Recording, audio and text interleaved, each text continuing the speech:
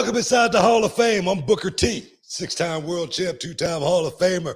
Got my man Brad Gilmore here with me as well, as always, guys. And we're coming off a hell of a weekend. Want to thank everybody inside the chat before we get started, man, for stepping in, guys, getting your champagne wishes, caviar dreams.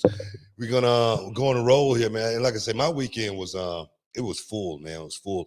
Of course, reality of wrestling went down, and my guys went out and. Man, I must say, man, my guys showed up this weekend, and then they had UFC going on. They had, some boxing going on Showtime. So my weekend was full with combat sports, which that I love so much. I'm sure Jermell, she hates it sometimes, man, because I go to bed, I wake up and I go to bed thinking about combat. But what about you, man? How you feel, man? It's stupid, man. I'm serious, man. I'm doing good. I'm doing good. Shout out to the chat as well. Make sure y'all let us know where y'all are in the world watching the show right now or listening to the show right now.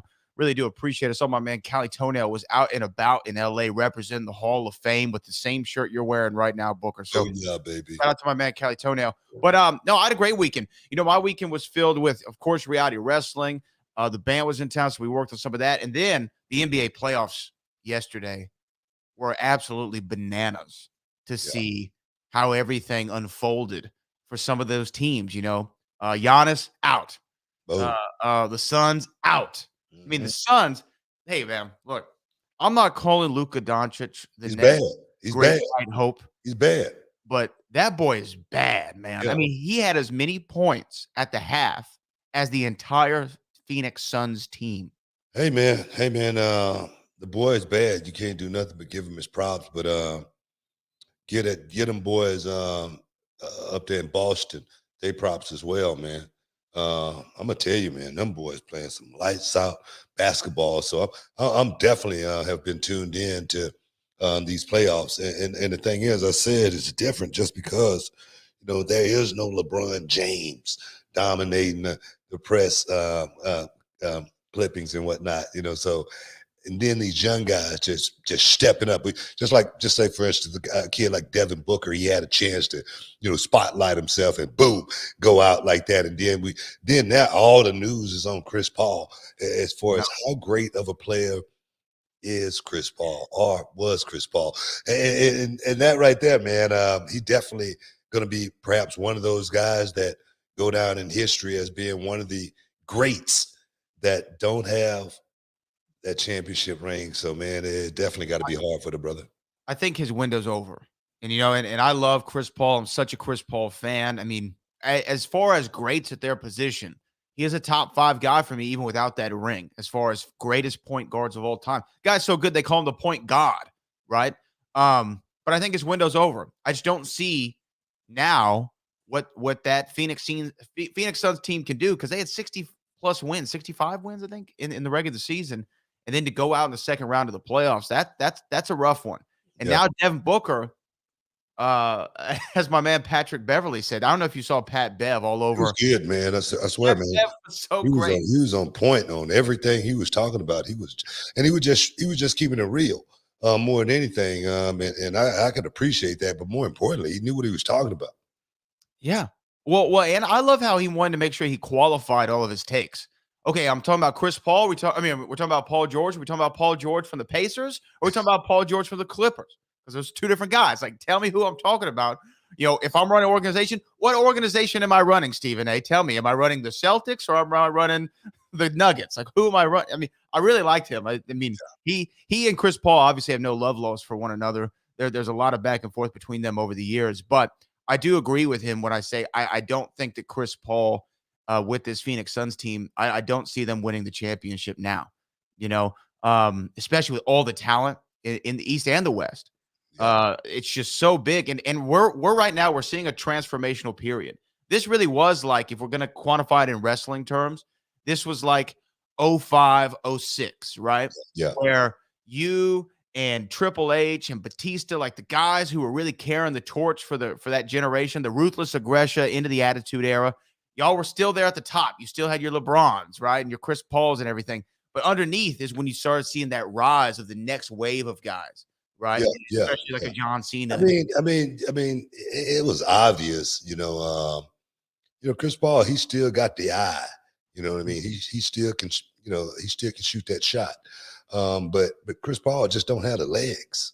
His legs are gone. I mean, you could just tell by the way he was running around out there. He was just trying to keep up more than anything. And I think that's what Chris Paul is problem. And that's just Father Time catching up with Chris Paul. He beginning to get the little ball spot right there and everything. I mean, even myself, I'm trying to cover mine as long as I possibly can. But when you get to a certain, number, man, things just change. And I think that's what Chris Paul, he's still, major talented. He's still, high powered player as far as being able to, give you that shot when you need it. But there again, to be able to sustain over that full game, that's what Chris Paul problem, as well as just say for instance a series. I mean, Tiger Woods getting ready to come back to the PGA Championship coming up this weekend, and actually kick off on Thursday. And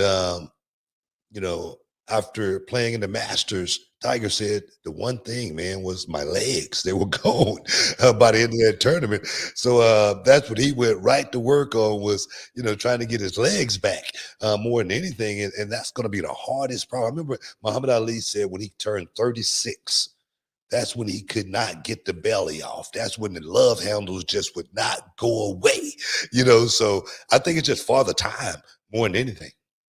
And, it's interesting you bring up Ali in that way because Chris Paul just last week turned 37, right? He was 36 during the series, but now he's 37. So he the best of his days, I don't know if definitely the best of his days are behind him. He's still so efficient. So I don't really like some of the slander coming toward him because he's still such a great basketball player. Now, on the opposite side of the spectrum, I'm here to give all the smoke to James Harden now. I mean, after his play in that 76ers series, I'm off. Like, I'm so off of James Harden forever. No, dog, don't jump off the bandwagon right now. No. Did you see what I'm saying? No. I've been saying this for the longest about this dude, man. But I was wrong. You know what I mean? But the criticism I had for James Harden, as far as we still in the second period, and he letting the ball roll up to the half court line. I'm like, what are you doing? You know what it's like? It's like when you're dating the girl and all your friends know, what I mean, she's been out here and she's no good. Like, that's not the girl you need to be with. And you're like, no, man, she's great. You don't know her like I know her, right? She's different. All right, she's different. You're seeing some on the outside. You don't know her on the inside. Yeah, and then finally you figure out who she is and your friends were right all along. That's kind of where I'm with James Harden.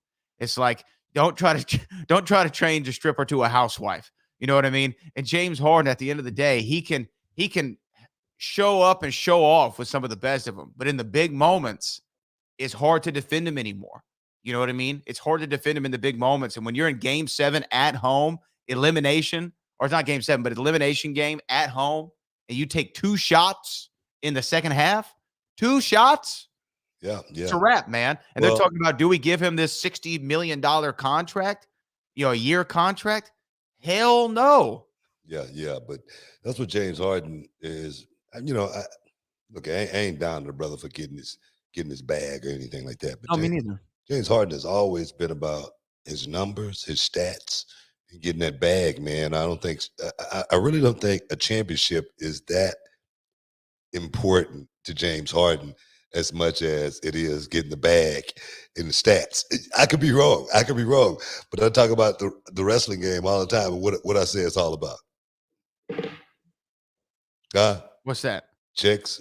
And championships, absolutely. And championships. You need the championships to get the checks. And I think that's what James Harden, different in wrestling than it is in basketball. You can get the checks. You don't need no championship.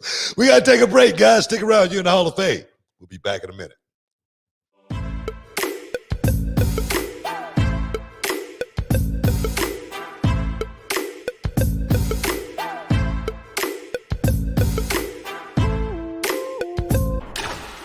You're worth it.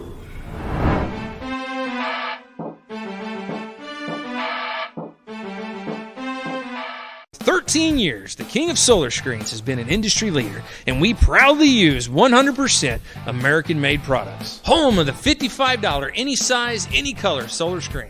Well, what about arches? $55. What about circles? $55. What about rectangles? $55. Any size, any color, installed free. The King of Solar Screens, on time, every time. Now, can you dig that, sucker? Can you dig it, sucker? Welcome back inside the Hall of Fame, guys. Your man Booker T, along with my man Brad Gilmore. We just doing our thing, talking about what happened in the world of sports and combat over the weekend. Yeah. The one thing I must give props to Jermell Charlo. He went out there and he represented H-Town so well in the rematch against Brian Castano for the middleweight undisputed championship of the world. And I remember Don King back in the day when Mike Tyson, lost the championship. He said, "I'm suing the WBA, the WBC, and the IBF, okay, as well as let's drop their WBO championship in there." Just became the undisputed middleweight champion of the world, Jermell Charlo. And I tell you, man, what a 10-round slugfest extravaganza. But you could tell around the 8th round that Jermell Charlo was beginning to tip the scales just a little bit. And I must say, he went out and showed that I could change my game plan. I'm definitely like a chameleon. My spots will definitely be something different the next time you see me. And for Jermell Charlo to fight the way he did, first fight, he definitely lingered on the ropes a little bit too much. But this fight, man, I don't think Jermell Charlo stayed in one spot for 10 rounds. I'm talking about counterpunching. I'm talking about being the aggressor. I'm talking about sticking and moving for 10 rounds until the crescendo of a left hook came in play. Bam! Big knockout. And I tell you, the presser after, more importantly, I want to say, I'm so impressed with Jermell Charlo because he handled himself like a real man, like a real OG should in that situation. So I just want to say, man, big ups to Jermell Charlo for going out there, representing H-Town, but more importantly, I think Jermell Charlo, he definitely became a role model to so many people on Saturday night. So big ups to you, bro. I want to ask about the Charlos. I mean, Jermell and Jermell Charlo, more of a general question. What's their ceiling, do you think? Because every time we see them fight, obviously there's hype around it. Obviously they go out there and they show up and they show out. But you don't hear them in the same conversation as some of the big names in boxing, right? Like your Canelos, for instance. What do you think is going to get them in that conversation? Have they not just given the opportunity for that star-making mainstream media performance? Because even in this city, like a lot of people are going to know who they are because they're H-Town guys. But if we go outside of it, I don't know if they have like that mainstream success that I think that they're owed. I think they deserve the recognition. I don't know, man. I bet you go to their house, you think a whole lot different. Oh, no. No. No. The reason I say got a DeLorean in the living room. Like, I know he's falling out. No, what I'm saying is Jermell Charlo, like I said, he just done something that is historic, becoming the first undisputed middleweight champion of the world. I think we've had one, and that was in the female department. That was Clarissa Shields. For Jermell Charlo to make history, he can't be denied. Now, of course, it's going to be a lot of guys that's not going to fight him, or guys that don't want to line up to, take upon that task. But that's not his fault or anything like that. To fight the Canelos of the world, that's going to be a Canelo Alvarez and his team saying, "Hey, man, let's go over here and do this." But that's a hell of a chance, especially after just what we saw with Bivol and Canelo. I mean, every fight that he has going from this point is going to be man, is he going to win or not? Of course, you got Terrence Crawford out there.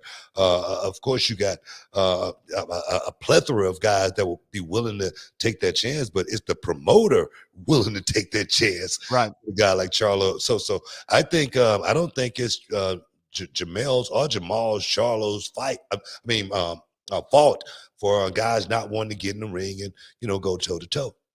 Yeah, no. I don't disagree there either. I just think that, and maybe it's the H-Town guy in me because, I feel like the H-Town cats actually, honestly, you might be the sole exception to this.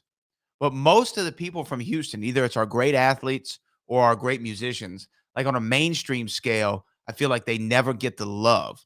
I think you're actually one of the only people, and I'm not just saying it, you're one of the only people who get that mainstream love from everybody as an H-Town cat. But like, when you talk about some of the greats, you don't hear people bringing up Ghetto Boys, right? You don't hear that enough. You don't hear people bringing up UGK enough. The Slims, the Poles, right? Like, I don't hear enough love for H-Town guys. So maybe that's what I'm thinking, maybe that's why I think that the Charlos don't get enough love. I think maybe that's one of those things where we are so in tune to, just what's going on in Houston. Just Right. maybe, just say, for instance, if we lived in a different city. Right. All right. It might be a whole lot different the way we think of, about the Charlo brothers. Yeah. And what they've, done in the fight game. Because I'm gonna tell you right now, I was on the fence for a long time as far as the Charlo brothers. I was like, man, I don't know about these cats, man. They just come out and they talk a whole lot. But then again, they were going out there and backing it up on a regular basis as well. And they were doing it very impressive. But I was wondering, man, when are these guys gonna fight somebody? And then you see the brothers step up and they fight somebody. And then they pull it off big, just like the Tony Harrison and the brothers fight. And then the rematch come along, boom, go back and do the same thing, get a big victory. My thing is, man, these guys, they are the real deal. But I just think it's that twin effect more than anything. I really think that might be what it is. These guys are twins. They can't be that tough until you get in the ring with them, and then you realize, man, these guys bad. And like I say, but the brother Jermell, he stepped up this week, man. Like I said, he became a role model to me because I see these young guys, just like Tank Davis, Rolly Romero, they're getting ready to have a fight just next week, New York. And then I watched the press conference, and these guys making all this money, right? They getting paid millions upon millions of dollars to go on stage and act like a fool. I'm serious, and call each other the N-word, on stage. And I'm like, you guys really, and this is what I talk about, with young people, you guys really need to know how to change your levels. Okay. You can talk, just because you're talking like that in the gym, don't mean you should come to the press conference with that same mentality, and it bugs the crap out of me. And, because I've said it on television before, and I know how it made me feel for my people more than anything. And then when I saw Jermell Charlo on Saturday night, he knew what moment he had. He knew where he was. And to take that moment and do the right thing and act. The one thing he said was, I just want to thank my mother and father for raising, a young man, that come out, and try to do good things. I think I'm just paraphrasing, but it was something like that. And I go, that's cool. I could take that all day long, as well as, just say, for instance, a fighter like Adrian Broner, 2-5, such and such and such and such on live television. I'm like, brother, dial it back a little bit. So I just want to say how impressed I am with the brother. Seems like he's matured. Let's just say that. Yeah. Yeah. And I think sometimes you have to grow into that responsibility, right? Like, when you're younger and you're getting into a position to where there are a lot of eyes on you, you're thinking about one thing. You're thinking about yourself, right? I mean, hey, I got to do everything that's right by me. I got to get the most money. I got to get the most attention. I got to get all the praise and glory. That's just what a young man does. That's the ego of a young man, right? And as you continue to grow up and you understand more about yourself and others, you actually get more benefit by giving than you do receiving, right? Yeah. By like showing love instead of getting love. Is kind of what makes you feel whole. And I think that's really awesome that Charlo's kind of elevated to that position, because we need more people who are willing to do that, especially in combat sports. You don't have those role models as much as you used to. How many times you seen Floyd talk like that? Yeah. No. Well, Floyd likes his money though. No, I'm talking about as far as in the press conference. Floyd always respectful. He's always about sure. business.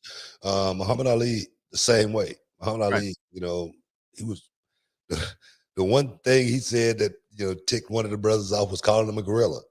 That was Joe Frazier, and that was harsh enough. You know what I mean? But to be in that position, making all that money, man. Be able to know how to change your levels. That's the only thing I'm saying, because there again, you are a role model to so many people, whether you want to be a role model or not. We got to take a break, man. Something I definitely want to talk about when we come back. Shinjiro Otani, Japanese wrestler, paralyzed from the neck down, took a German suplex into the turnbuckle and still unable to move to this point. And we got to talk about that, man, and how deadly the wrestling business is when you don't really respect it to the point to where something like this could happen. Stick around, guys. You're in the Hall of Fame. We'll be back in a minute.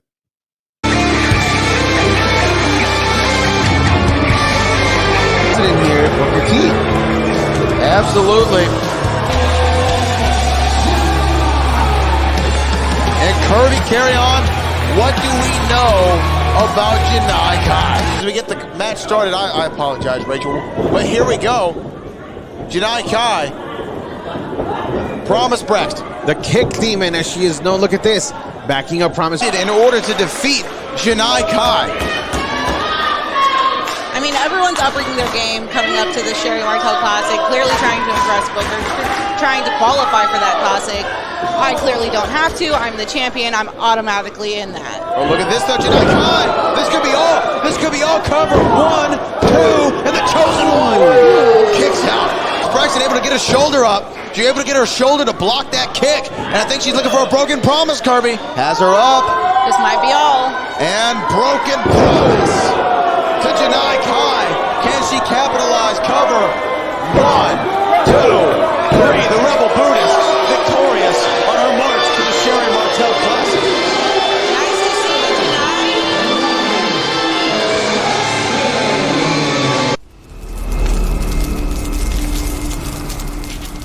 Can you dig it, sucker? Shoop. Welcome back inside the Hall of Fame, guys. We got a super chats, man. We have a ton of super chats. I don't know if you want to save them for later, if you want to knock them out now, but we do have a ton. Let's knock out a couple. Okay, we're gonna knock out a couple. So let me go to the beginning of the show so that we can answer some of these questions that came in here early. Our first one is from Jamal Staudermeyer. Hey, Booker, did you give any advice or teach little Booker how to do the spinneroonie during that segment with The Rock and Lance Storm? It was hilarious. I do recall this rather vividly. I didn't. They always surprise me with those skits. You didn't know that was going to happen? I never knew any of that. I'm serious.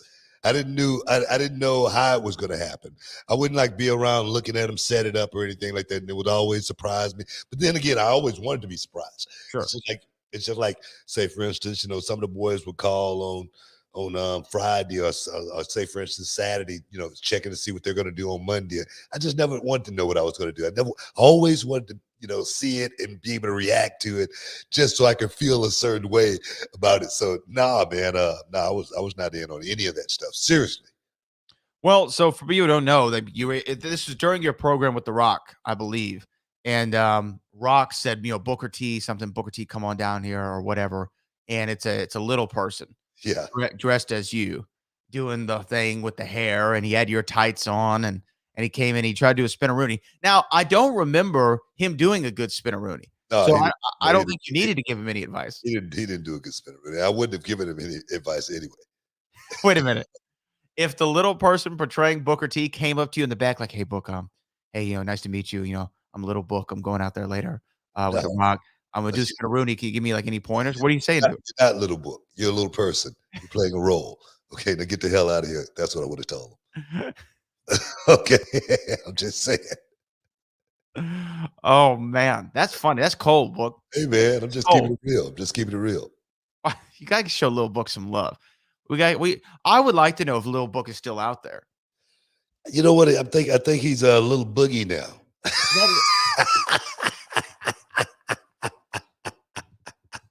I'm serious. No way. I'm Is Little serious. Boogie the same I person? think he's Little Boogie now. Yeah. That's hilarious. If Little Book hears this or Little Boogie, like, please hit me up on Twitter.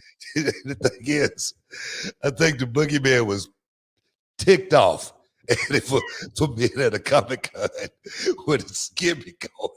And like, you, yeah, I think they're the same person. And here's the thing, not to break kayfabe at all, but Boogeyman, the person, is such a nice dude, right? Like such a genuine human being. Brother. But he's jacked and scary at the same time. He does not like nobody playing his gimmick too, man. No. And Little Boogie even figured out how to do the paint exactly. And that's another thing. Man, look, man. you know, we want to talk about, I know we just had our Hall of Fame celebration in 2022. I'm campaigning right now. I'm starting it right now. Boogeyman is a WWE Hall of Famer. And he's a WWE Hall of Famer for many different reasons, but one of which, can you name a more iconic character that's been created in the past 10, 15 years than the Boogeyman in WWE? He is such an, like, literally from the entrance to the clock, to the worms, to the catchphrases, to the face paint, to the finish, to the body, to the segments that we got, his run with you, his thing with, I remember him eating the thing off of Jillian Hall's face. And then every time there's a Halloween or something like that, hey, let's call Boogie. Let's have him come to the office and shoot some vignettes. Yeah. He is loved by all fans. They all love him. I've never heard anybody say, oh, the Boogeyman, God, that stuff sucked, man. Everyone goes, oh, man, Boogeyman, the dude was awesome. Hey, that man, dude was awesome. I had a great time working with Boogeyman all the way to WrestleMania. And, people might have thought I was crazy, but I'm like, man, we have a great time, man. Me putting Boogeyman over at WrestleMania, that's something that he always praised me for, man. He's like, man, I just want to thank you, man. I'm like, bro, you did that. And, for me to be a part of it, guys like myself, guys like JBL, who really went out there when the Boogeyman was playing his role, we was like, it was the Undertaker or somebody coming out. We were that scared. And to know our role, that's what wrestling is, man, more than anything. Sometimes it's not about you. And, if we can bring somebody up at the same time, hey, why not? We had a great time with the Boogeyman. I got a 2-pack with the Boogeyman. Oh, yeah, the figures, right? Yeah. Yeah. And that just tells you that's iconic in its own right. Yeah. The Boogeyman Booker T run and what Jermell added to that. So I think I mean, do you think he's a shoo-in for the Hall of Fame? Like, I think that he needs to be definitely, man. I definitely think he need to be considered. Just that gimmick, that gimmick's gonna last and to the end. There's another guy who doesn't get talked about for the Hall of Fame that just came to my mind. And you tell me what you think of this one. This is a guy who was around WWE for decades and always in the spot of, he was high enough on the card and had enough prominence behind his name that when he would put somebody over young and upcoming, it would mean something. This man wrestled for the WWE title against Brock Lesnar at Royal Rumble, right? When Brock was still coming up and trying to give Brock a great match. I think that Bob Holly should be in the WWE Hall of Fame. Bob Holly, he's a grade A in my book. Look, man, I can't be against that because Bob was, spark plug Holly. I mean, he came along. I mean, he's like a WWE original character, like a Val Venus. Those guys are like, original like characters who I think, deserve a spot in the WWE Hall of Fame, no doubt. So I'm definitely, me and Bob Holly, we've had a lot of contact over the years, so me and Bob Holly, we definitely are not strangers to being adversaries. Let's just say that Bob Holly was one of the guys I always wanted to get with, and just mix it up with him. And when I came into WWE, he was one of the guys I always just say, Bob, man, I wish I had you tonight, man. I wish I had you, man. You know what I mean? Because I would eat you up tonight, Did y'all ever work? Excuse me? Did y'all ever work? Yeah, we worked. Okay. We worked before. But it's just one of those things to where he was like the tough guy in the WWE. So I just wanted to test him and see how tough he really was. But yeah, definitely Bob Holly deserves a spot inside the Hall of Fame. Shinjiro Tani, man, a Japanese wrestler who has been legendary as far as Japanese wrestling goes. I don't think you could talk about Japanese wrestling without, Otani. Somebody's bringing up Otani.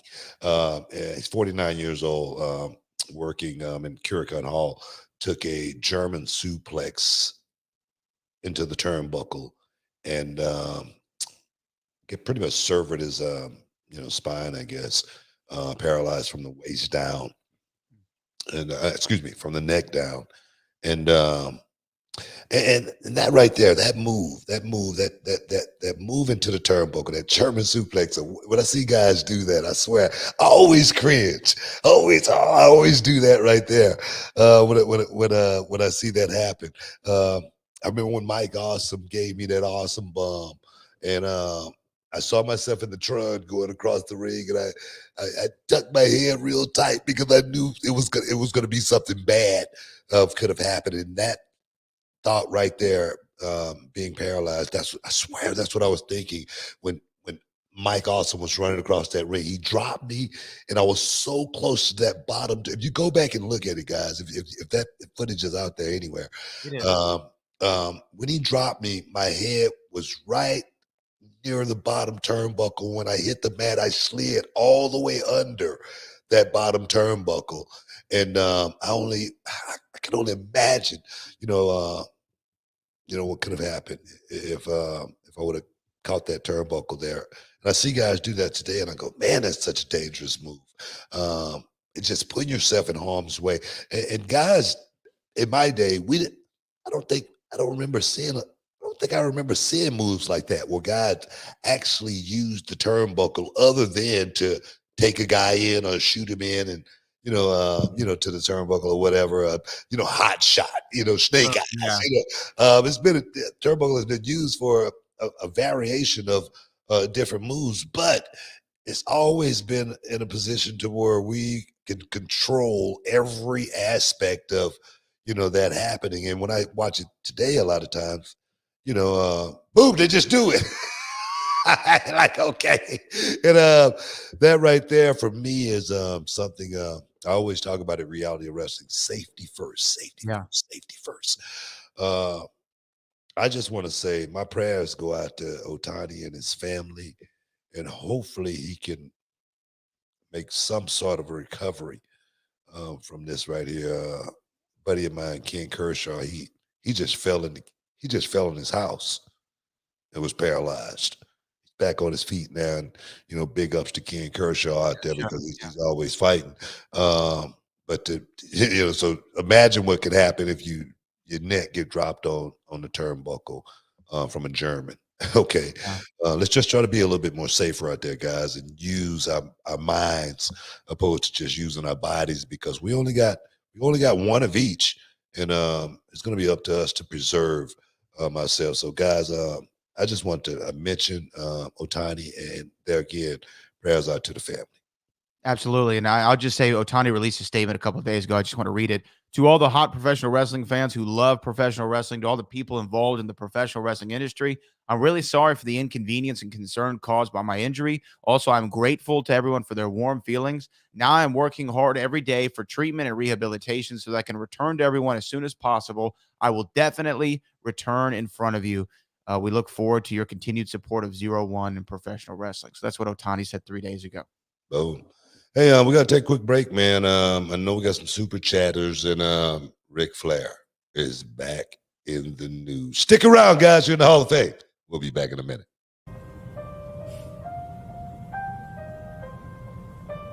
They always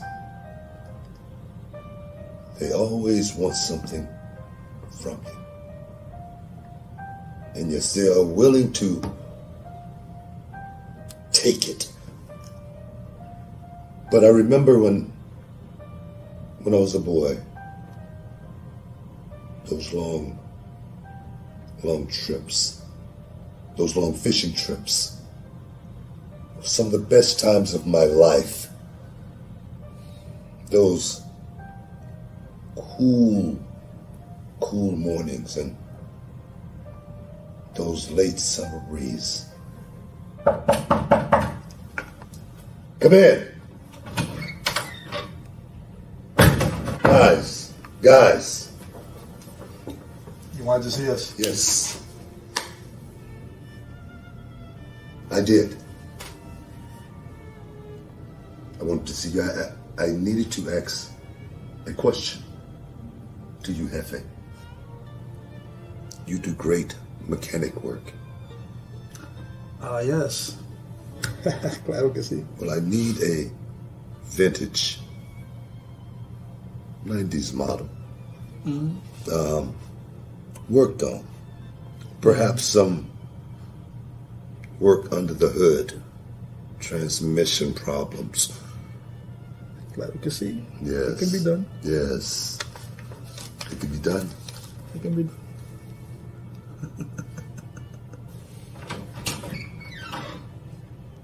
Now it's time to reel in the big one.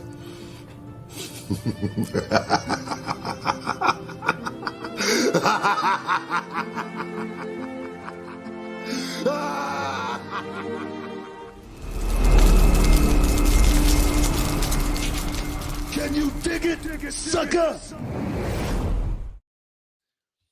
Welcome back inside the Hall of Fame. I know I want to talk about Ric Flair, man, making a potential comeback to the wrestling ring here pretty soon. But I know we probably got a few super chats we want to get to as well. We do. Let's take one, and then we'll spend this last segment of the show talking about Ric Flair. But this from our man Kelly Toenail, who says, "I want to give a big super chat shout out to my man's Steve Beaver and the band Subjective Right for shouting out their favorite super chatter and showing Booker T and Brad Gilmore Hall of Fame love during their set." Well, okay. Well, shout out to Steve Beaver and the Subjective Right. We appreciate y'all. Most definitely we do. Make some noise for Steve Beaver. Hell yeah! But Nature Boy Ric Flair, man, may be stepping back inside the square circle. I heard it was perhaps to do a tag match with the FTR. So I heard that rumor. Now nothing's been confirmed, but I heard that rumor.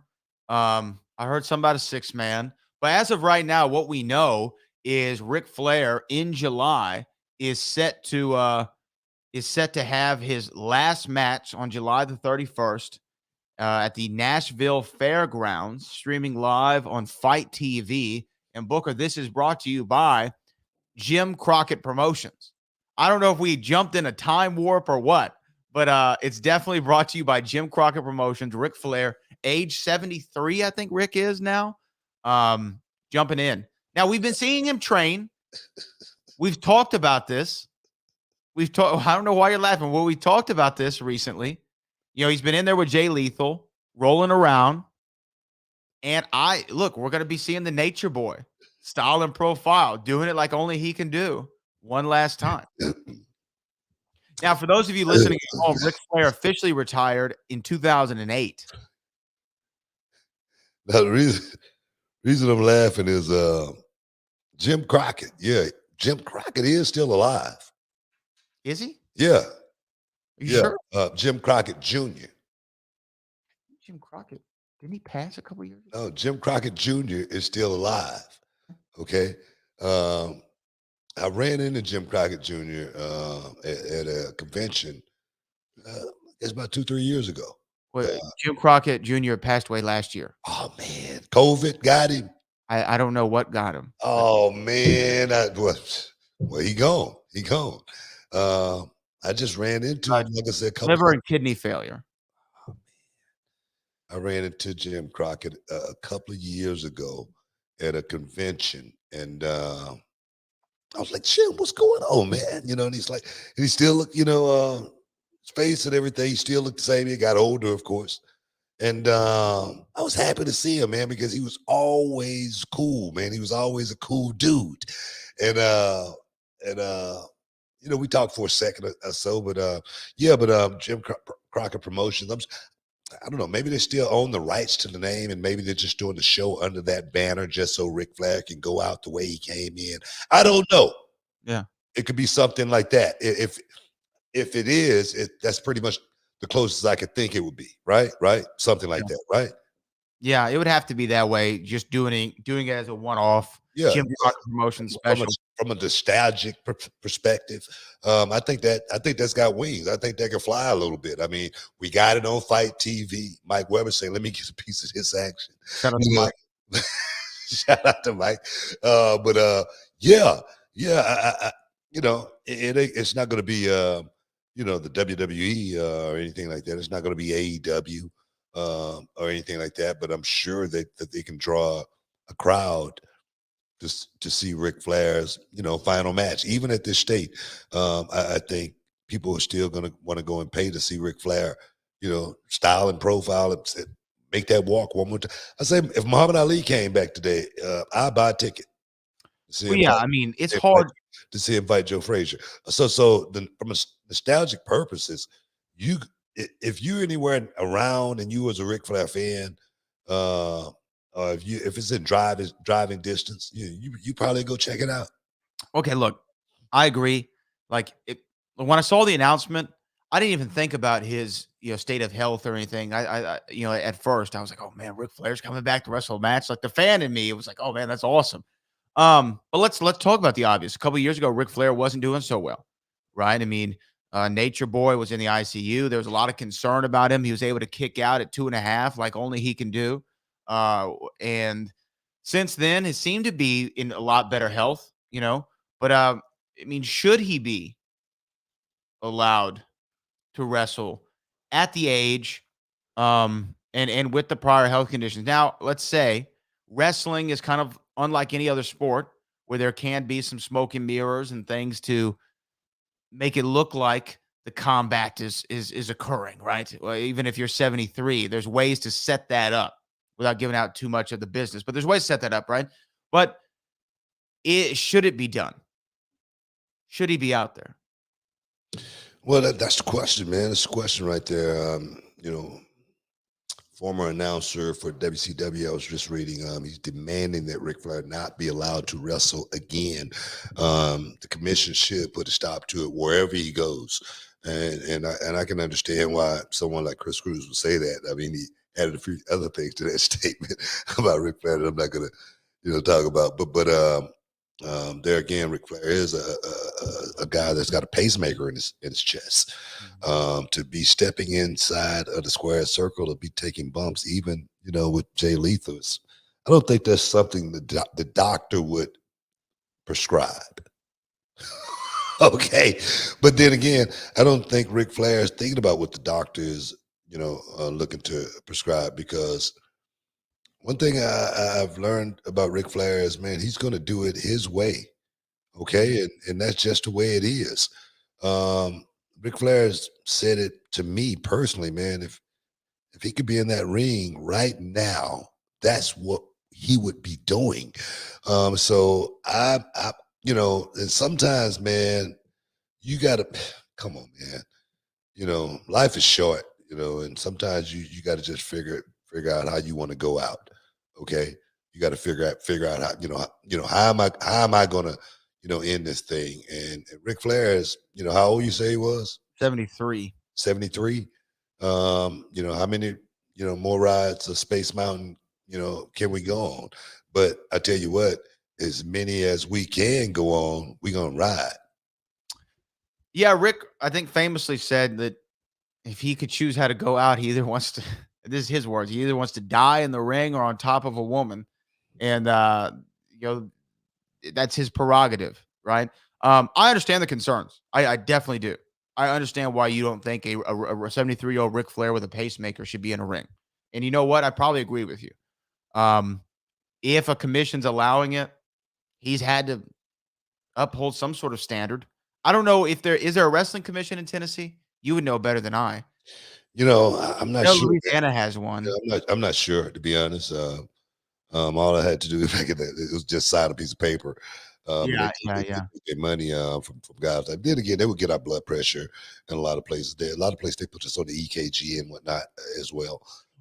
If your blood pressure was high, they would pull you in certain places as well. So, but it wasn't some kind of strenuous test that you had to. You didn't have to get on a treadmill and run for 5 minutes or anything. So it wasn't like some strenuous test that I don't think Ric Flair could perhaps pass, even with a pacemaker. Well, the pacemaker is the interesting thing because Triple H just had a pacemaker installed, according to his interview with Stephen A. Smith, and he said he was retiring from the ring because people don't want him to be in there. And I think he said like short out or have a short in the middle of a match, in the pacemaker or give out or whatever. That'll be scary. Yeah, I mean, it'd be frightening. So I'd be interested to know what because Ric Flair, again, he does seem like the kind of guy who's going to do it the way he wants to do it. I don't know how many people he consulted prior to making this announcement. But we'll see. We'll see what happens. And if the match goes through, and a tag match, I'm kind of okay with in a lot of ways. Yeah. I mean, I think treat it right. Like I said, if I'm not mistaken, I saw it was him and the FTR against, I don't know, I can't remember the other 3 guys that they were talking about, but it was 3 I think AEW guys. And but I don't think it was on an AEW show or anything like that. Right. Like I said, I didn't read the headline or anything of what it was going to be. You just put it out there as far as his last match, what it's going to be. But my thing is throwing him in a tag match. If we are going to do it, that's the way we should do it. You got to be able to protect Ric Flair more than anything in that situation. Yeah. If he really wants to go out there and do it, that's the only way I could see it happening. But hey, man, it's Ric Flair. Ric Flair, man, he's one of a kind. He's definitely one of a kind, and I do know 100% he's going to do it his way. He's going to go out his way, and nobody's going to be able to stop him from doing that. I think this would be Ric Flair's 3rd retirement. Yeah, I think he retired with Shawn, and then he retired again sometime in TNA. TNA with him and Sting. Right? And then this would be. And now we're gonna. You know what? If I'm not mistaken, I think Sting was one of the people in that tag match. Oh, that would be cool. Yeah. So, yeah. So, maybe they'll make it work out. We'll see. Stick around. He's a nature boy. Gotta take a break, guys. Stick around. You're in the Hall of Fame. Be back in a minute.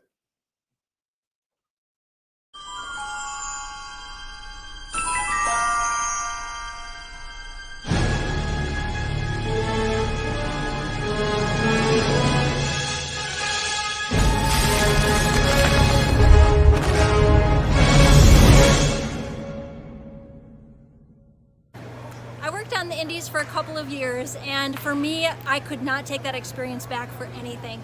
I mean, learning how to wrestle in front of 6 people and trying to draw emotion out of people who maybe just by happenstance came across the show, but to work with conditions where the ropes some are too tight, some are too loose, some of the rings had big dips in it, trying not to trip over the canvas, and just having that experience of working in all these different, every ring was different at every indie show that I did, and so to know that I have to put on a good show regardless of the circumstances, even if the ring doesn't show up and I have to wrestle on a gymnasium floor, hoping for the best, it really helped shape my ability to be able to think on the fly and made me who I am today. What's up, this Booker T, 2-time Hall of Famer. I know you're checking out the Shine, checking out the Gloss. I want to thank you guys for checking out Row on YouTube. Hey, don't forget to click and subscribe to check out all the latest content right here each and every week. Now, can you dig that, sucker?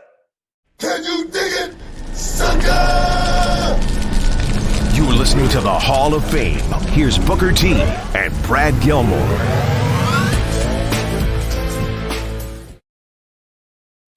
Welcome inside the Hall of Fame. I'm Booker T, 6-time world champ, 2-time Hall of Famer. Got my man Brad Gilmore here with me as well. And guys, we're getting ready to roll, man. We're getting ready. I know we got the super chatters already lined up and ready to gizzo. Yeah, man. What do you say, Brad? How you feel? What are you thinking? What are you thinking right now? I feel like it's time. I feel like it's no time. Here's the thing. I love doing this show, and I love doing the show really. Oh yeah. That's ready right there. Hey, yeah, that's ready. I was just letting you know. I just taste some of this bistro chicken that I just prepared, and it is tasty. Well, it's actually, I'm in the studio. I brought it in for lunch. But I just want to say, man, it is good. It's real good. And you can get the recipe on YouTube at Cooker T. Oh, there you go. Go ahead. Okay, there you go. Well, I was saying I love this show because we get to talk to the people. We get to hear from the people. And once upon a time when you won that WCW championship, you said it's all about the people, right? It's all about the people. So I say we give the people what they want. But before we get to the super chats, there was an interesting story going around the wrestling world over the weekend that we didn't get a chance to talk about earlier. And I wanted to talk about it right now. Let's talk about MJF, right? Yeah. MJF has really, since joining AEW in 2019, 2020, become one of those most talked about names in pro wrestling for one reason or another. At first, it was because people were like, wow, is this guy for real with the way he's acting? And then you see his ability as a character on screen and his promo ability and his work ability is extraordinary, as you would put it, especially for somebody at such a young age. And we've heard him cut these promos of like, in 2024, I'm going to start a bidding war and things like that. Of course, referencing when his contract ends with AEW. And I thought a lot of it was just show. I was like, okay, I mean, it's a clever line. You know, he's a heel. He knows that's going to get a rise out of the AEW fans, whatever. But it came out over the weekend that he's becoming increasingly frustrated with his current deal and contract relationship with AEW, fueling rumors that he's going to go over there and join WWE when he becomes a free agent in a couple of years. Did you see this story, and how much do you put into it? You think this is for real? Because it definitely seemed that way. This came from Fightful.com, who's always pretty good about these kind of things. And with MJF, like I guess here's my real question. Not so much is it for real, but if you have a guy like MJF, you're a promoter, are you willing to pay top dollar and maybe even overpay a little bit to keep MJF from going over to the competition? I don't know, man. I really don't know. Is it a work? You know, like most wrestlers think everything is a work. Always. And I'm gonna tell you right now, I wouldn't doubt it if it is a work. If I had a kid like MJF and, you know, I knew I was going to be locking this kid in and, you know, he was making noise like that. I think I would just tell him to keep talking, you know, just do what you do, man. Just whatever you want to do. I think he even said something on the show about the guy in the back, referencing Tony Khan. So I think, yeah, sometimes you got to be able to take advantage of certain situations when you got somebody like an MJF who can, you know, kind of like, you know, the Brian Pillman, you know, angle he pulled back in the day, you know, getting the company to really think, hey, man, I'm out of my contract. And I got, you know, that right there is what wrestling and what the real true wrestlers really do, man. That's suspend your imagination. And they know you're in a game that's, you know, sports entertainment, but they still make you believe everything that they got going on. That's the art of professional wrestling. It really is. And most people don't get that. Let's say a lot of guys don't get that. But he's one that understands and picks it up. It's just like I heard, you know, just not to get off the MJF deal, but I was listening to Kurt Angle. He put a tweet out. He said he just wanted to commend, you know, Chad Gable and Otis for really knowing, you know, the game of entertainment. And that's what this thing is, man. Gable is an Olympic wrestler, but he knows how to go out there and entertain you. Well, he's figured out how to go out there and entertain you. Otis has figured out how to make work, you know, make what he got work for him. MJF is one of those guys right now who's got the wrestling world right there in the palm of his hand, and he could do whatever he wants to do. And the thing is, if in 2024 he did want to come to WWE, I think the door will be open for it. Absolutely. I think it'll be a nice paycheck there for him as well. And I'm going to tell you right now, you know, nothing against what AEW has created and what they're doing right now, but I can only imagine MJF and the feeling he would have at WrestleMania. Oh, man. Man, and that's the pinnacle of That's the pinnacle of most wrestlers, most kids that grew up wanting to be wrestlers. Okay, that's the pinnacle. WrestleMania, to get on that stage right there in front of 100,000 people or whatever. That's a stage that MJF is going to, definitely, I think, want to have a feather in his cap for just once, if not anything else. I could be wrong. I could be wrong on that. But I think that's why you get in the game.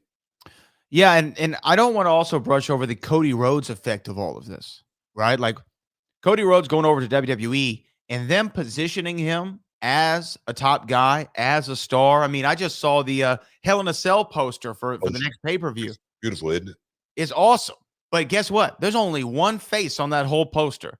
It's the American Nightmare, Cody Rhodes. Now, don't think WWE, Vince McMahon, Bruce Pritchard, whoever the hell is in charge of stuff like that, don't think that they're yesterday's fool, right? They know exactly what they're doing. Hey, guys, look, Cody went over from AEW to WWE. They presented him really good. Right. Really good. He had a big match on WrestleMania. He's on the posters. They're just going to bury him when they go over there. That's what they were saying. Oh, he'll be buried in 6 months. Know, but I don't think so. And I think MJF coming over, he will get a push, like he has never seen before. He talks about, the one guy that he wished that he could have a dream match with, Roddy Piper. Oh, man. Because he is Roddy Piper. Just reincarnated. One would think. Seriously. It's interesting you bring that up because I actually got to do something for Sports Kita a couple weeks ago with Bill Apter and Drew McIntyre. And Drew McIntyre brought up something during that interview about being a heel, right? And I actually kind of want to get your reaction to it because it's on kind of topic of what we're doing. Here's a 20-second clip, if I can play it, of Drew McIntyre talking about being a heel. So too many people these days are supposed to be bad guys, and they try and do cool moves or they try and say cool stuff, and they say they're bad, but they're not really bad. Or the internet will say they're such a good heel, which means they're not a good heel. Like you want someone like a Corbin that people genuinely detest. That's a good bad guy who have no redeeming qualities whatsoever. And there's so few people that are willing to commit to that level. So I made sure after that one good joke, I told him, don't be doing that again until you turn good. So now that he's babyface, he can tell all the good jokes he wants. Oh, yeah. Well, what do you think about Drew McIntyre there talking about what it means to be a good heel? And do you think MJF follows that? He hit it right on the head.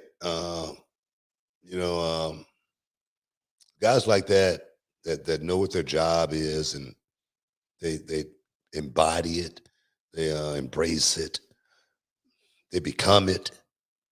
I heard MJF talking about his mama last week.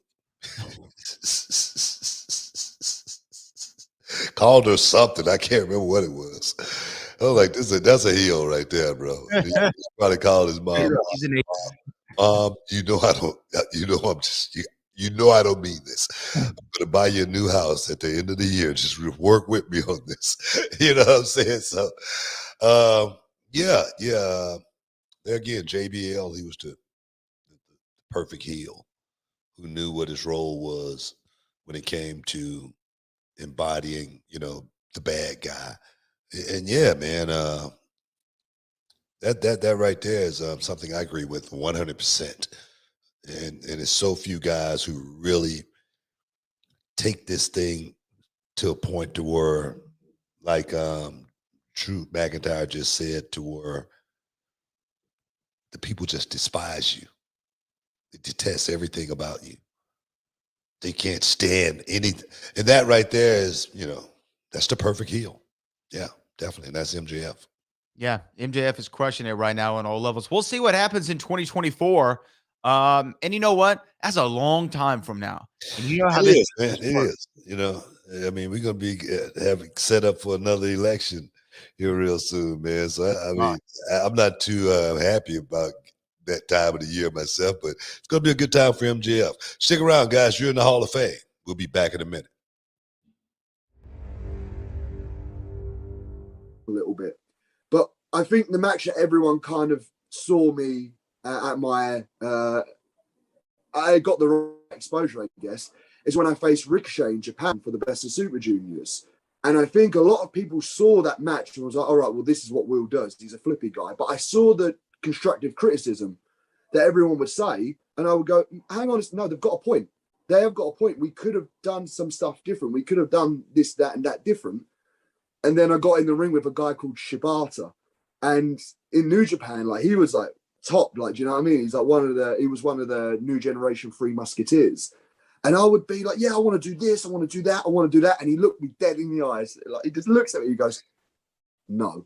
Oh, mate, I'm so scared. And he didn't, honestly, he didn't tell me a single thing of what we were going to do until I got in the ring. Yeah. And I was so scared. Can you dig it, sucker?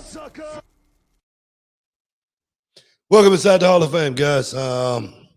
Just talking a little wrestling right now, talking about a little sports and entertainment. Hope you guys getting your champagne wishes, getting your caviar dreams. I know we got some super chats, don't we, Brad? We have a cavalcade, if you will. Take care of it. Let's go this from Kid, our man Kid to the Kraziks. We still don't know how to say his name. I still have no idea. Would you let your kids train to wrestle? Yeah, heck yeah, man. I let my boy, my little girl, take a stab at getting in the ring and doing something.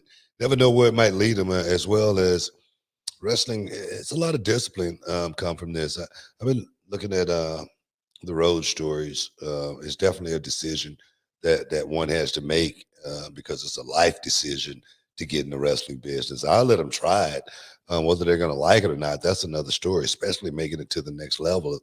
It's this documentary. It's on YouTube, and it's called 350 Days. And that's what the wrestlers back in the day, they used to wrestle like 350 days out of the year. And it's a lot of talent from back then. And they talking about how hard it was, man, how lonely it was, being away from the family. The only time they really felt good about anything was when they were in the ring performing. Of course, a lot of pitfalls you fall into, which is, drugs and whatnot, and you get caught up in that. So my kids, I would caution them about, the business more than anything. I would tell them everything about it, the good part, as well as all of the bad parts about wrestling, and then let them make their decision on their own. Yeah, I mean, I'm sure that Kendrick and Kennedy, obviously they look up to their mom and their dad, who are both wrestling Hall of Famers. So it would be hard for them to not want to potentially get into the industry. But like you said, if you're upfront and honest with them, and let me ask you this: there's no expectations from you to follow in dad and mom's footsteps, are there? No, not at all. I mean, I would want my son as far away from the wrestling business as possibly could be, seriously, and my daughter. And other than running the business, other than being the boss, running reality of wrestling and taking that to the next level one day. But other than that, man, I have no desire for my kids to have to put on the wrestling boots. I think that's what my job has been for last 30 plus years, has been all about. This is from P Serious, who says, do you think the AEW video game will flop? Yeah, there was some stories that came out last week about Kenny Omega and I think it's Ukes who they're doing their game with, I believe, aren't seeing eye to eye on a lot of the projects. Yeah. I heard somebody quit already. That's what I heard. Yeah, I heard somebody quit already because they're like, man, damn it, this thing ain't working out like it's supposed to. The money ain't coming in fast enough. My pocket ain't getting deep enough.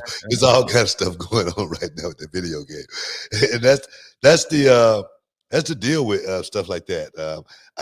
If I'm not mistaken, I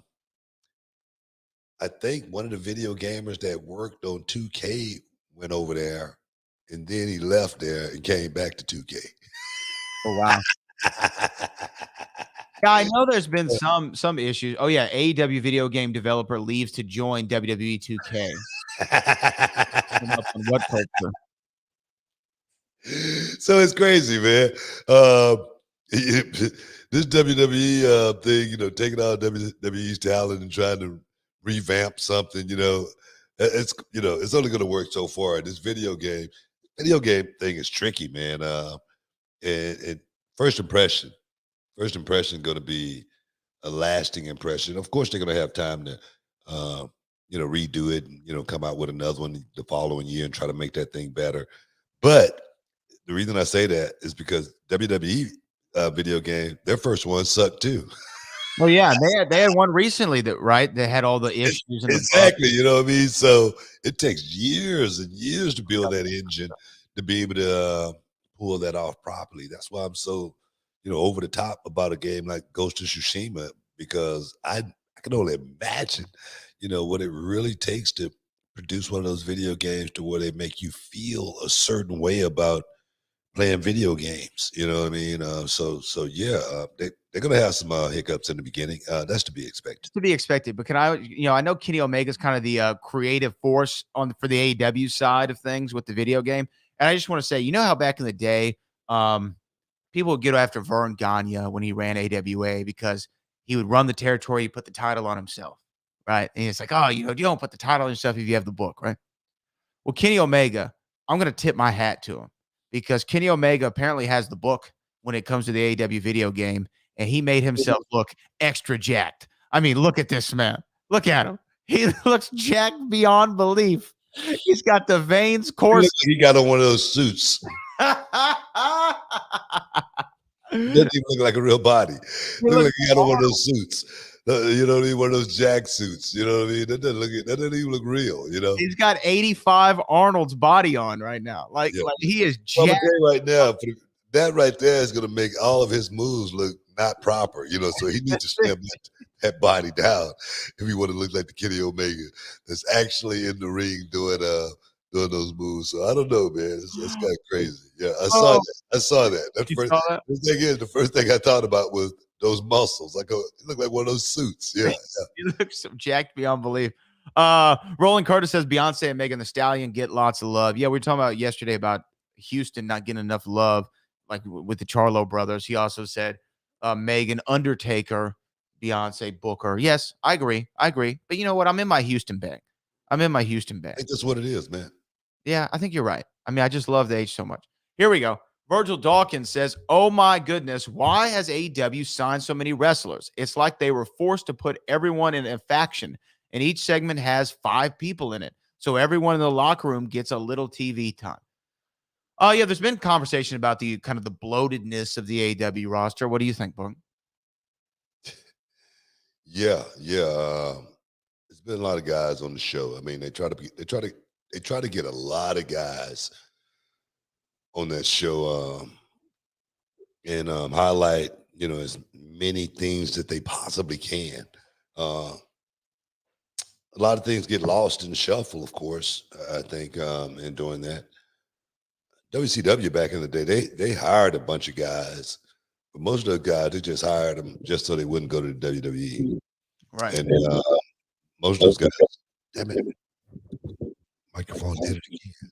Are you starting to echo? Yeah. Can you hear me? Can you hear me now? I can hear you, but last time the fans said that you were echoing, and I couldn't hear the echo. So is anybody here, Booker, echoing? Anybody hear me echo?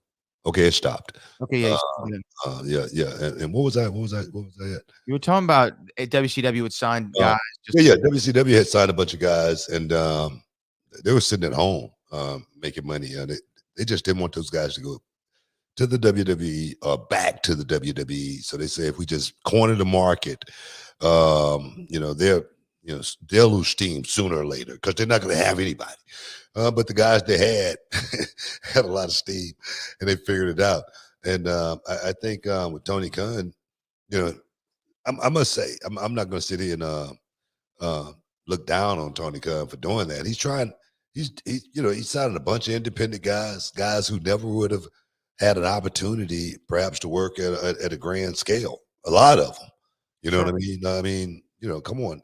Thunder Rosa is the champion. Not too long ago, she was wrestling at Reality Wrestling. Right. You know what I mean? So for someone like Thunder to get that shot to be on, mainstream TV, and to be called the world champion, and it's awesome. So a lot A lot of people getting shots to actually come up and do things. You know, he's doing a great thing. Is that a recipe for success? It's yet to be seen. You know, we're going to find out in the long run. We see now, like a lot of the AEW originals contracts are coming up and they're not getting re-signed. You know, so maybe that's the theme and the motto with Tony Khan. And I think that's what I heard. He's not going to fire guys. He's just going to let their contracts run out. He may not use them, but he's still going to pay them. You know, so I don't know if that's a recipe for success, but we'll find out in the long run. Yeah, I do think AEW has somewhat of a bloated roster, as we've talked about. I think that sometimes they're trying to find a way to get everyone on TV. But look, on the other side of things, WWE has an inflated roster. There's a lot of guys from week to week you just don't even see on TV because they just don't have enough time for them, you know? And then you'll realize, oh, yeah, it's like Alexa Bliss just came back last week. And you're like, man, where's Alexa Bliss been? Right? You know, it's just. But hold on a second. Let me back you up on that right there. WWE, they're not gonna pay you and let you sit at home. Okay, they let Mustafa sit at home for a minute, but look where he at now. Sure. Okay. I'm gonna tell you right now, the WWE's motto is if you work at this company, you're gonna be doing something. And that's just the way you can't name 5 guys that in WWE that you don't see around, but very often. I mean, maybe if I had a minute. What do you talk about, like main event guys? Guys that just going on the show. That's not on the show, to just come around sporadically just to do stuff every now and then. There are a few. There are definitely a few. Name one. Name 2. Dominic Dijakovic. Come on, man. That's a guy that's in transition. They're trying to find something for. Just like Mace, okay? Well, those are some of the guys I'm talking about then. I ain't talking about guys like that. And those guys, they probably at NXT doing something, even if it's putting the ring up. Stick around. You're in the Hall of Fame. We'll be back in a minute.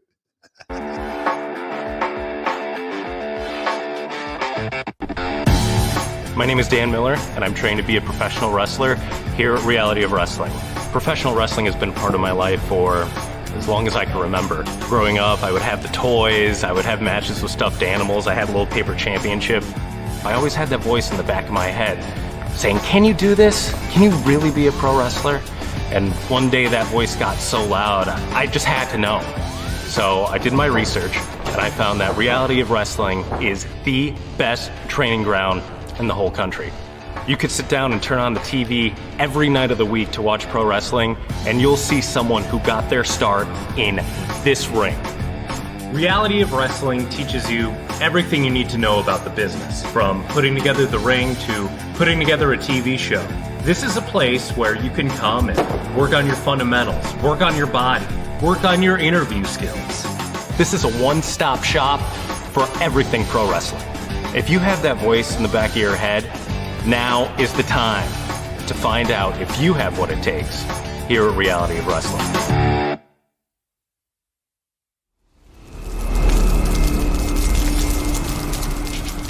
Can you dig it, sucker? Welcome back inside the Hall of Fame, guys. I'm still thinking about Dominic Dijakovic. You can't be right. You said name somebody who's on the show. Said name 5 guys. You said name 5. Okay, I named 2. What about my man Mansoor? Where's Mansoor been? Who's Mansoor? Mansoor. You know who Mansoor is? He and Ali were tagging for a while together. He might be in India on the India tour. Well, he's from Saudi Arabia. Okay. what make you think he can't go to India? He can go to India. He can go to India. You know, he can go to India. You know, I actually my sister-in-law. I found out some interesting things about Indian culture, but maybe we don't have time to get into it. We have too many super chats. We don't. We don't have time to get into it. Brooklyn Brian says Booker T, one more match, 5-time WCW champion. See, man, I ain't finna be like Ric Flair. Okay, I got. I did some stuff at Reality Wrestling this weekend, right? Yes, of course you did. And I got in the ring and I said, man, let me just see if I can, if I get in the ring, if I feel it, if it just come back.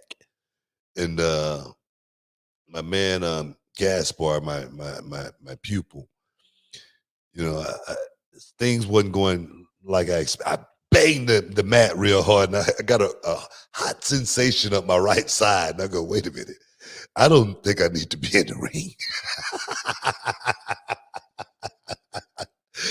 I'm serious. I'm like, wait, what is that, man? You know, like a hot flash. You know, but then I got in the ring and you know, got to feeling a little bit, and things started coming together, and I kind of felt it a little bit, man. It felt good actually be in the ring a little bit. I literally went to that zone. And I go, man, I can do this. I know I can do this. But my thing is I'm not looking for any itch to scratch or anything like that. But I always say if the opportunity was to come, I think I would take it. I think I would get back in the ring and just to see if just see what I got. I don't know. I mean, and that's one of those things right there where you're testing yourself. It's not for anybody. I don't think it would be for anybody other than my son Kendrick, maybe. But I don't think it would be for anybody other than myself, just to see if I could still do it. At what level, you know? But yeah, I would take the chance. Okay, well there you go. We'll see what the future holds for Booker T. I'm in shape. I just got off the bench press, doing flies. You know what I mean? Crossovers, bicep curls. I'm still in the gym throwing up the iron. So I think if Ric Flair could do it, I think I could do it too. Okay, let's just say. Hey, but if you're hitting the mat and getting warm sensations up your arm, maybe you should forget about the bench press and just think about the bench. No. Hey, see, you can't tell a man when he gonna stop. Okay, and I'm one of them. I'm like Ric Flair. I'm going out in the gym. If just say for instance, if something happened to me, God forbid, I'm gonna be in the gym training in the morning. And if it was to happen to me in the gym, damn it, it's just gonna happen because I'm pushing myself to the end, all the way to the end, to the wheels fall off. So I get it. Totally understandable.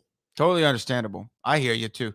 Cali Toenail says I have to give props to Raquel Rodriguez. She's absolutely dominated Ronda Rousey on Friday, working like she's definitely the future. Strap her up.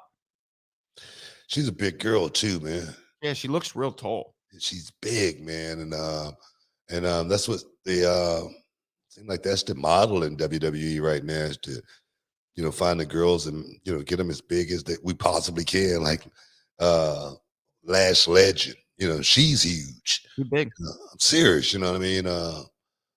This one girl I was just looking at last week. What was her name? She had this gold outfit on, blonde hair, big girl. Oh, yeah. I want to say it's like Nikki Lyons or something. Yeah, that's exactly who it is, man. She did like a split on the girl, and I was like, man, these girls are big girls, man. Then I think about AQA. She'd have a problem. Then they had Tyra Valkyrie. She was huge. Yeah, Tyra's she's bigger than you. Yeah.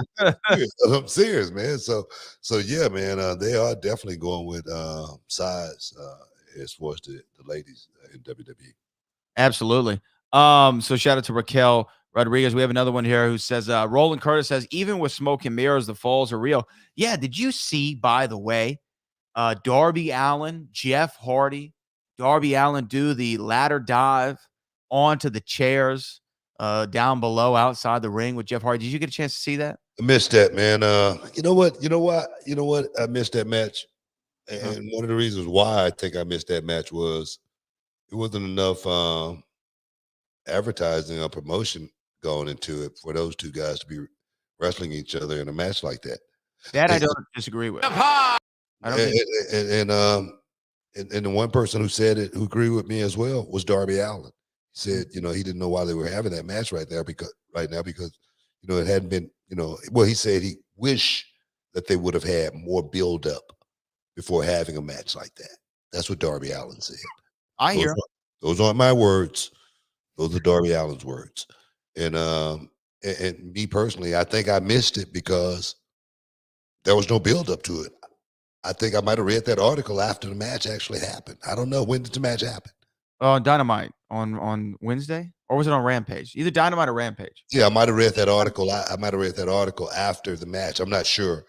But I totally agree with those two guys having a match like that. And it was just on television. It wasn't pay-per-view, like stuff that I talk about. Mm-hmm. Like a match like that should have been a build-up, and it should have been pay-per-view where the world should have been able to tune in and watch it and pay for it. I could be wrong. I could be wrong. I don't disagree with you at all. But I missed that one. And it's probably, I wish I would have saw it. How was it? Well, it was cool. I mean, it ended with this right here, though. This was the spot that everybody was talking about. Woman to take a chance. My God! The carnage, the wreckage. Well, I mean, more power to him, brother. More power to him. Yeah, go for it. You know what, man? It's going to be a whole lot more stuff happening in this wrestling business. Just after seeing something like that, more power to it. Those guys for going out there and doing that and having the courage to actually do it. But Darby Allin is going to be a cripple by the time he's 40 years old. Bottom line, he will not be able to walk. He will have so much surgery done on his body by the time he turns 40. It's not going to be funny. And God bless him for putting his body on the line for the business. Well, I mean, Jeff was known to take big falls, big bumps, and he's getting around all right. Okay. I mean, I don't know. You know him better than I do, obviously. I'm going to tell you something. Have you ever been with Jeff Hardy in the morning when he wakes up? I have not been, not intimately. I'm not going to even go there as far as Jeff Hardy and what kind of shape he's in. Sure. Okay, that's not even for me to be speaking on. Normally when a man talks about injuries and they're banged up, they're talking about themselves. They're not talking about other people. You know what I mean? I'm speaking from watching a young kid like Darby Allin and knowing what this business can do to a person. And normally what it does to all of them, most of them that don't do any of those moves, okay, and they walk out of this business. Sometimes they don't walk out of it, limp out of it, and my thing is, if it was to be done, it would have been a percentage there that I probably would have got a little bit higher from a pay-per-view buy. And my paycheck probably would have been a little bit bigger opposed to just doing it on television. I could be wrong. But you got to think about the end game in this business, as well as, being in the present. But you got to think about the end game, because if you don't, it's going to be here before you realize it. And in a lot of cases, just like, this guy Otani, it might be to the fault of something happening in the ring. And you may not be 49 when it's like Otani was. It could be a lot earlier. Got to be careful. I'm thinking about, just like Big E. Okay, I mean, I don't want to just throw, Darby Allin. Just think about Big E. I said, Big E, man, I hate to see him doing that freaking move, that spear through the ropes. I hated it, because I'm like, man, I don't need you to get. I'm thinking from a promoter standpoint, because I don't need you to get hurt. I need you on the roster every day.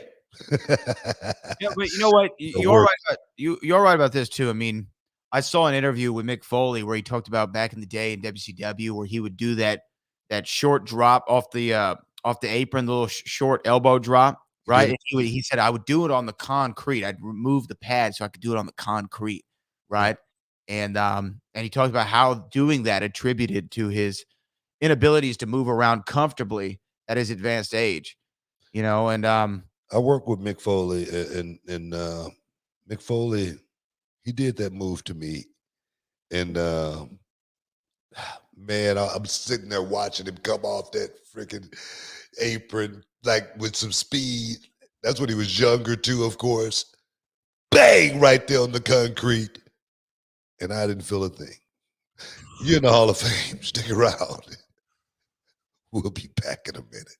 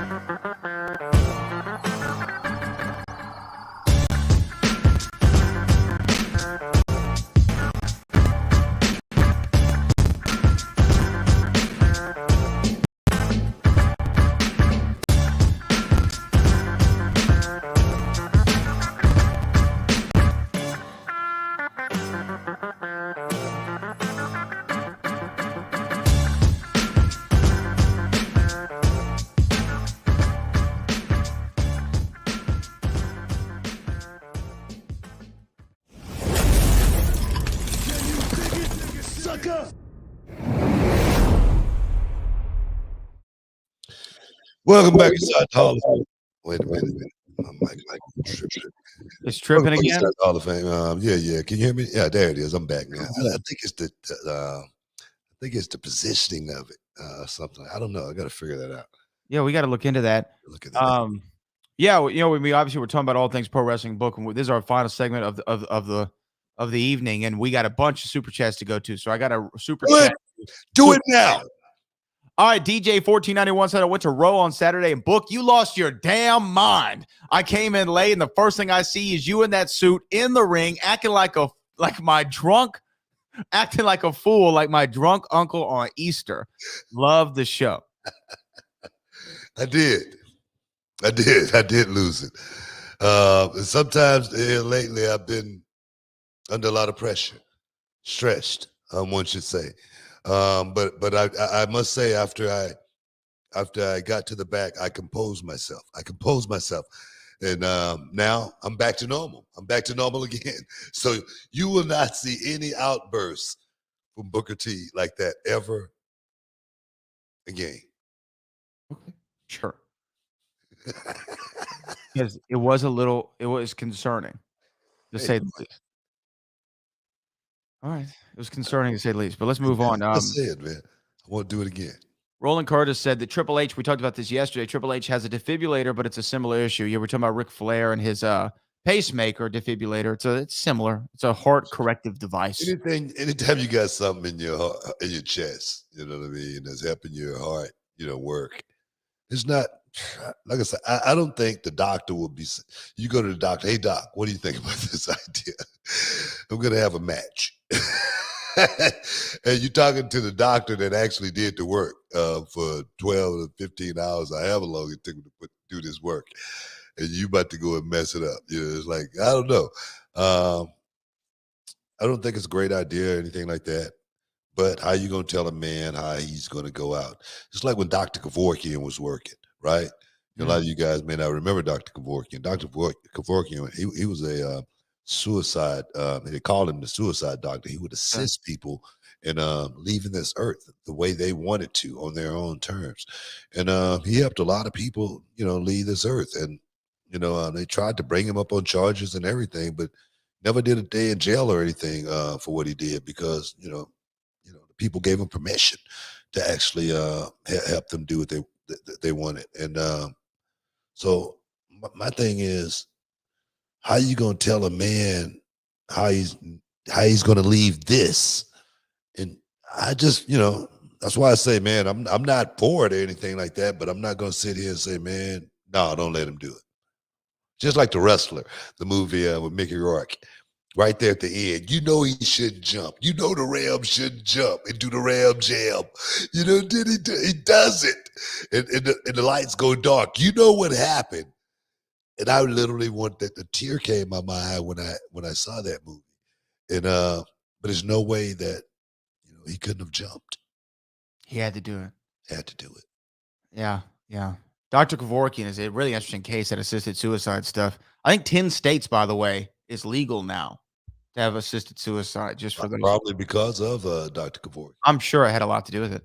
Brooklyn Brian. Everybody saw me do that and they go, man, Buck got his biceps they are looking good. You know what they said? They said, man, Book's looking like Kenny Omega in that AEW video game. He's looking real jack, baby. He's looking real jack. Brooklyn Brian said MJF is a great heel. Ric Flair always praises MJF. Yes, I mean, MJF definitely does great work. He knows how to get you to boo him, although loved on Long Island. They love him. Yeah, that right there, I didn't like that a whole lot. You know, I didn't on Long Island. I didn't like him going out and playing up to the crowd. But then again, maybe that's this new thing going on there. It's a new era in professional wrestling, and sometimes I might have to sit back and say, man, well, maybe things are, a little bit different there. Maybe him doing it in his hometown is, appropriate these days. I don't know. Brett did that back in the day. Yeah, right? yeah. Brett did, when he when I came to Houston, I think I took the fanfare, other than when I was King Booker. No, yeah, when you came to Houston as King Booker, you got no love. I got no love. At least for me. Like, I was booing the hell out. They hated me. plus, I wasn't too nice to the crowd as well. No, you weren't. The Gavnar says Bischoff called Punk a financial flop.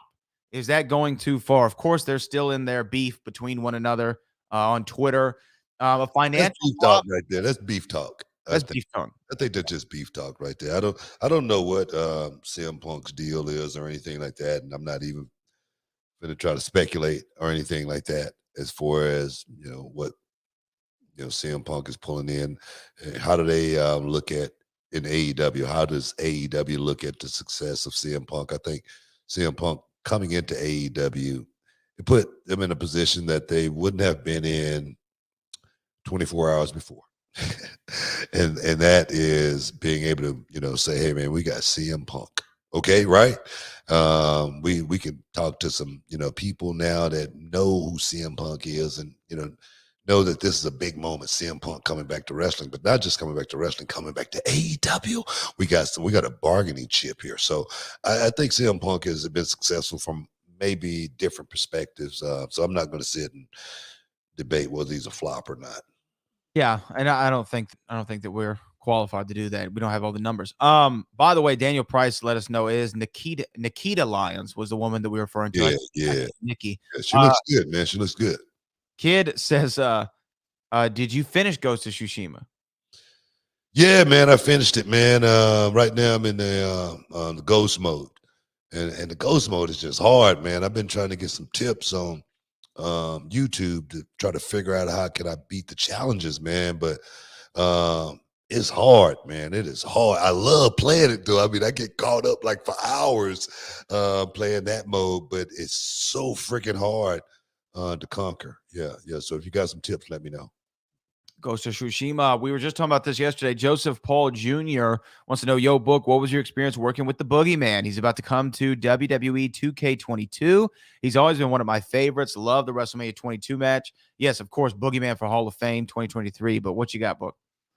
Man, I got some really great stories about Boogeyman, but I don't, I don't want to tell them. You know what I mean? I'd rather let Marty, let the Boogeyman tell those stories one day. Because every time I tell a story, a lot of times the story is about me. Because I always felt like the story is not about me. Okay. And I say that with the Boogeyman. We had some great times in the ring, and it was special. It was special for, personal reasons. And those personal reasons was, I can put this out there. Those personal reasons was for me to get this guy over like nobody has ever done, before me. And I know I did that for that dude, man. And we had a great time. But hopefully he'll be able to elaborate a little bit further as far as, some of the matches and some of the stuff we actually had to go through.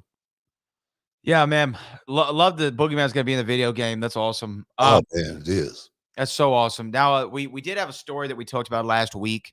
Got a lot of traction online. about Tammy Sytch, the former Sonny, who's been in legal troubles. I think people picked up on the wrong things from what we were talking about. But nevertheless, I do feel like it's our responsibility to follow up with our audience to let them know what's going on. Tammy Sytch has been her bail was revoked. Yeah. She was sent back to prison because she was called a danger to society. And her fiance commented on this book. I don't know if you saw his quote. He says they should have decided she was a threat to society before they granted a $225,000 bond and had me pay $22,000.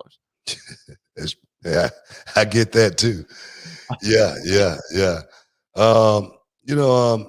People can make assumptions as far as what we were talking about, and there again, I'm looking at it from a perspective toward I know about what drugs can do to you. Okay, I've been around them. I've seen it up close and personal. I don't know about your life and what you've gone through or what you've seen or anything like that. And if she got just say for instance a 20 or 30-year sentence, am I going to go out on Twitter and go, man, that's wrong? She's going to get the punishment that they're going to dish out. You know what I mean? Can't do the crime, don't do the time. That's just part of it. I get that. But there again, do I wish this on anybody? No, I don't. I wish she could have figured it out and had a better life, because like I say, she's someone that should be celebrated nowadays, opposed to be locked up in prison. Okay, I mean, that's the bottom line as far as Tammy goes. And there again, she's going to have to deal with the consequences. She has to deal with them, and it looks like the law enforcement agencies and the court system are recognizing that she is in fact a danger to society. If you have multiple DUIs or DWIs and then somebody's life is taken, you got to take them off the road some kind of way for the interim. You know what I mean? Yeah. But do you wish this happened to her? No, of course not. I don't wish this happen to anybody. Exactly my point. I don't wish this evil on anyone. Exactly. I wish my greatest enemy 1,000 years of good health and success. Like, I don't have that hate in my heart. So some people seem to be, out for blood, but I just hope that, she gets the help that she needs, and they need to take her off the road. The judge, in my opinion, did the right thing by taking her off the road. We'll see what happens in the case of Tammy Sytch. All right, man. You got to get up out of here, man. We do. Get up out of here. But I want to thank everybody for stepping inside the Hall of Fame, getting your champagne wishes, caviar dreams, man. It's been an awesome day, too, man. We'll be right back in a couple of days, same time, same place, doing it like it's supposed to be done. Appreciate you, Bradley. As always, peace. We out of here. Sucker!